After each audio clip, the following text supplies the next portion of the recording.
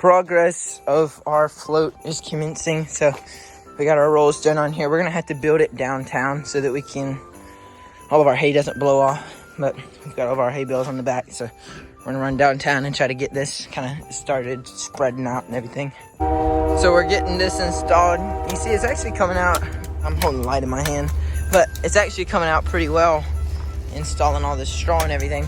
So it's kind of, you can see through it a little bit, but it's also looks like a thatch roof. So coming out pretty decent so far. We just went to go get money from that lady that we've been working for hourly, and I spoke with her husband. It was like a real long conversation. I explained to him the issue that we had, how much they owed. I got there, he said his wife didn't feel that it was of enough importance to spend any time talking about it, and then that he handed me a letter from her. I took it outside, hoping that it was the $4,000 that they owed. And whenever I took it outside and opened it up, it was a check for $1,200.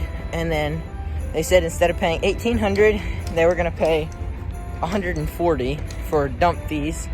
And then they had for debris removal fees. And then they had, I don't remember what all out, but so basically they wrote out a list of like their own line items with their own prices.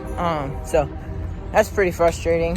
We got to figure out a way to, I might have to sue him. That's what he said. As I was walking away, he said, sue me. So I don't know. We may have to. He handed me the check. I went back up there and talked to him after opening up the envelope. I mean, we were pretty, like, we were both real calm about it and just kind of talking through it. But they're refusing to pay. And he said either take the check or Merry Christmas. So not really. Not a Merry Christmas at all.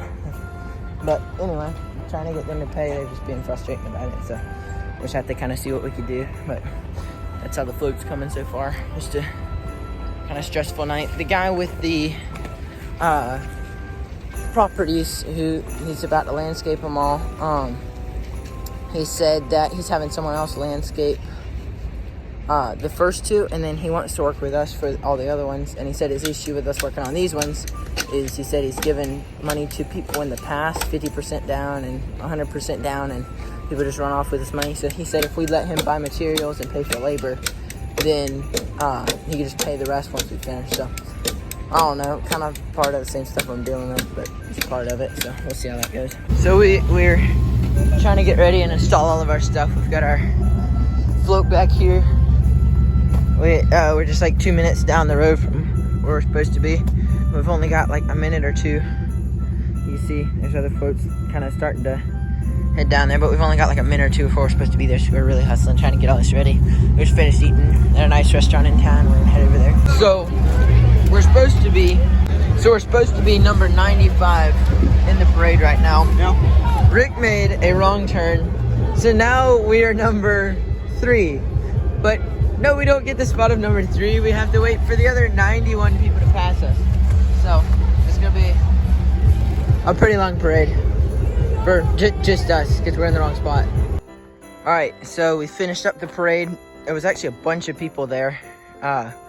We ended up having, so we've unloaded all the straw and everything, cut off all the lights, and going down the road, you can see how much straw came off of this straw blanket and stuff, because we're going like 55 down the road. But anyway, we passed out all of our candy except a little bit of it. So we got a good bit passed out, and I'm pretty happy with the turnout and everything. So went real well. We look forward to next year where hopefully we'll have 10 or so trucks to enter. So overall, the whole thing went real well. So I'm real happy with it.